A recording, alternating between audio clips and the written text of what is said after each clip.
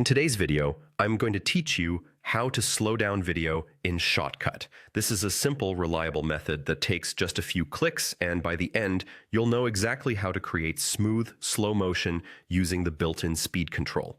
Have your project open in Shotcut and make sure your video clip is on the timeline so you can select it. Click once to highlight the clip, then right-click directly on it.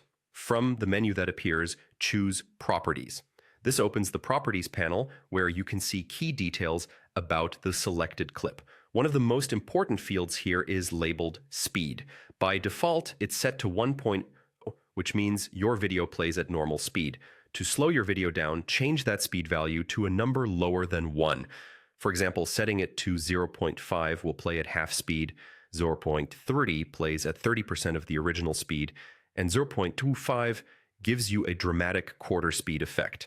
The smaller the number, the slower the result. Just make sure it's lower than 1 if your goal is slow motion. As soon as you enter the new value, you'll notice the clip on your timeline gets longer. That's expected because you're telling Shotcut to stretch the playback time, so everything moves more slowly. Next, preview your result. Press play in the preview window and watch the motion. If your computer struggles a bit and the preview looks choppy, don't worry, that can happen during editing and it doesn't necessarily reflect the final quality. What you're looking for is the timing and feel. Are the movements as slow and smooth as you want? If not, stop playback, return to the Properties panel, and fine-tune the speed. Try small adjustments until it matches your vision. Keep in mind, if your clip has audio, slowing the speed will also slow the sound, making it deeper and more drawn out.